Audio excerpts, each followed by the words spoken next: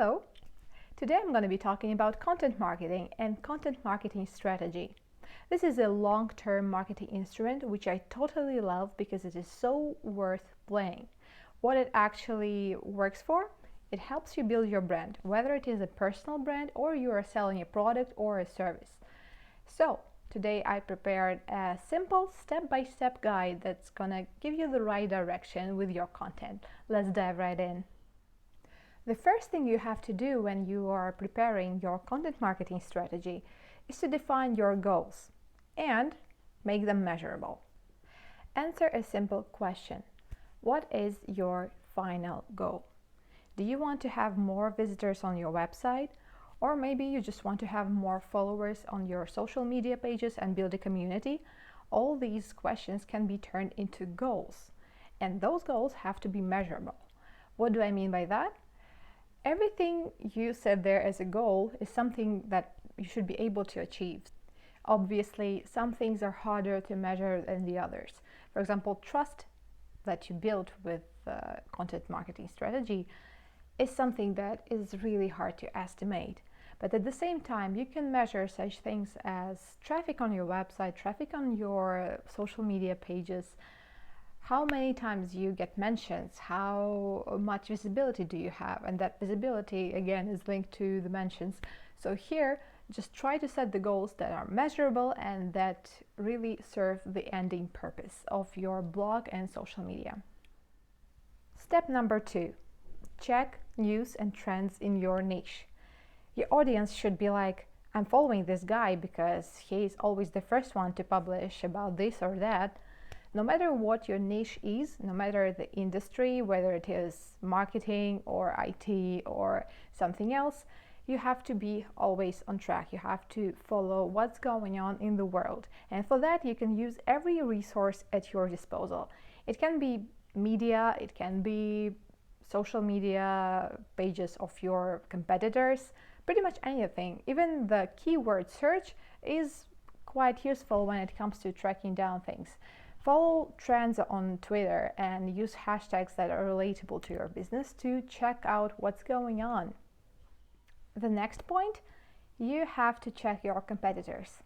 I already mentioned it a little bit before, but competitors and benchmarking is the best thing you can do when it comes to content marketing. So why do you actually need that? First of all, you don't want to repeat exactly what your competitors do.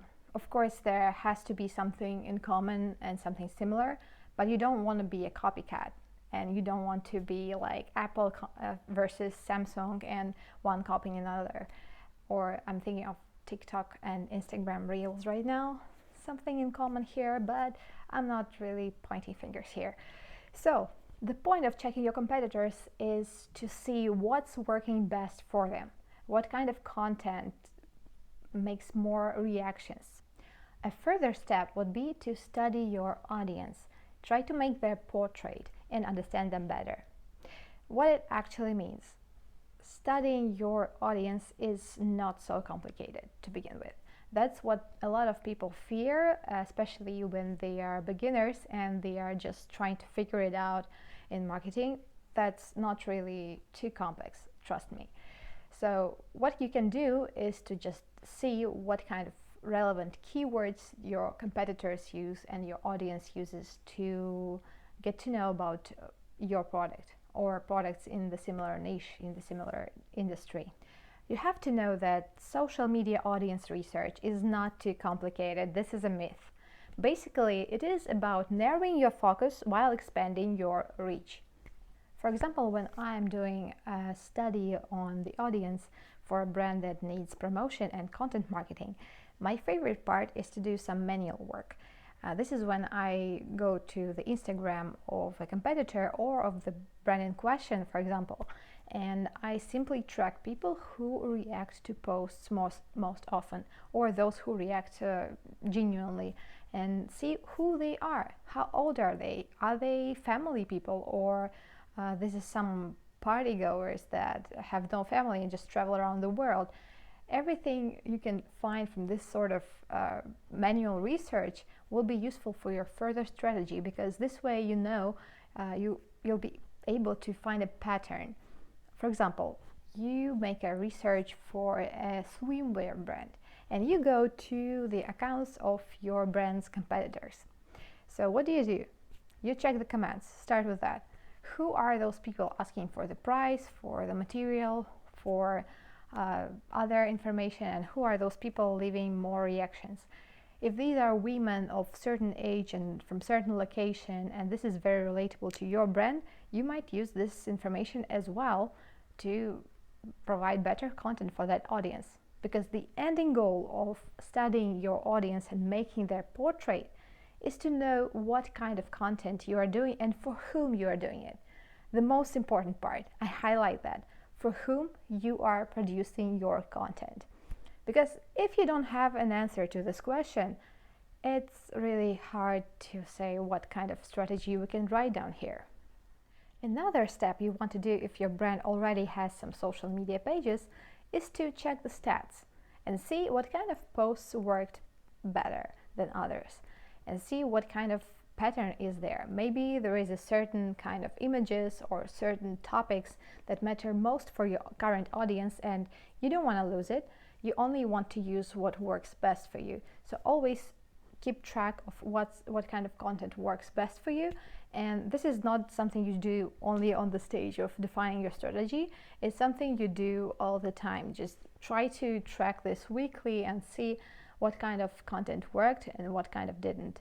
So this way, each time you create a new content plan and write new posts or create new videos or take a photo shooting, this way you'll know what kind of stuff is gonna work and what actually is not worth spending time for. During your analysis, you should also define what kind of social media platforms are best for your kind of content. For example, you know that your goal is to be visible on Instagram and social media in general, but you don't really know what kind of channels of communication you have to use. What do you do next? You go back to the competitors' analysis. This is the part where you learn where your competitors post information, post their updates, and where is your audience.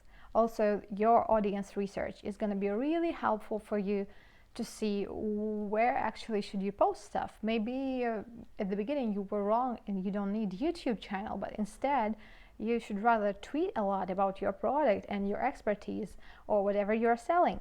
Sometimes it is not even necessary to go everywhere possible and use all channels of communication just to be visible and present everywhere. In many cases, it is enough to focus on one or two platforms that are gonna bring the best reach to your product, to your business. In this way, you're gonna just have better results and spend less energy creating lots of content for different platforms.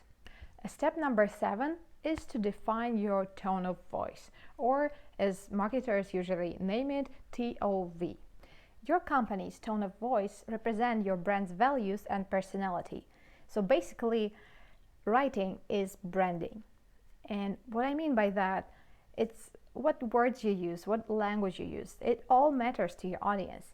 For example, if your audience is really young and easygoing and your product is also targeted at teenage audience, probably you shouldn't be very formal with them, right? When you define your tone of voice, it's very important to cut out some words and include the words that you are going to use all the time, especially your keywords. These are the ones you want to use in most posts. The next few steps, they go to the most creative part of content marketing strategy. And this is the part which I honestly love most. It's about brainstorming your ideas and then creating a mood board to match your ideas with some visual representation of them. When you've gathered most information possible about your audience, about your competitors, about the content that you should use most, it's time to really get some ideas together. In that case, you can use what already worked best and just recreate these ideas, redesign them. Also, the research of trends in your industry is going to be really helpful for you, and this is something you have to use all the time. This is a tool which I guess everybody in marketing is using. It's just when you are staying up to date with news and you're putting the relevant information, the relative trends into your content plan. This is going to really simplify your life and help you batch up your content weeks upfront. A visual mood board is also something that you have to define together with your content strategy, just to see whether it matches your expectations and if you actually going to need some more resources to create this kind of content. Because sometimes if you see that to get the best content you can for your audience, you need better production, or you need an extra shooting somewhere in the field. In that case, you'll probably have to know about it in advance.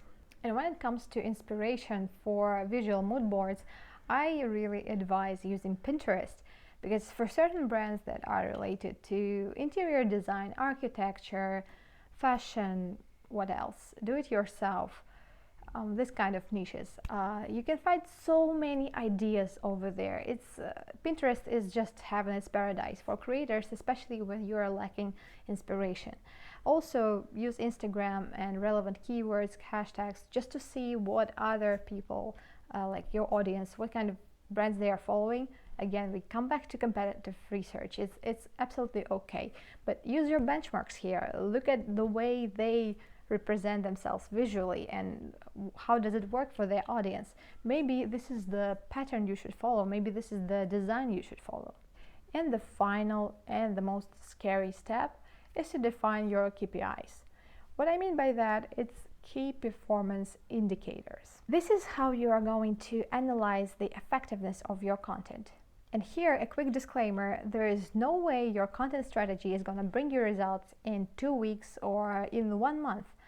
This is a long-term instrument, and this is a long-term strategy. Everybody should understand this. Whether you're a marketer or you're developing a personal brand, you have to be realistic about your goals and the metrics that you're going to use to measure your results, to measure your effectiveness. What kind of metrics are there? Well, everything of course depends on your goals, but what usually is measurable are reactions like likes, shares, comments, saves when it comes to Instagram posts. Also the amount of interactions with your web page, like how many clicks were there on your website, or how many swipe ups were there in your stories. When does the audience interact most? These are the numbers you want to track, just to see where you actually catch attention of your audience, what you should try to repeat and reuse in a better way. And that's a wrap. I hope it was really useful for you and that you really enjoyed this video. Please like this video if it was really great for you, and subscribe to this channel to stay tuned and listen more about social media, business and entrepreneurship. I promise I'll try to do my best and give you more useful information and tips on these topics. Thank you.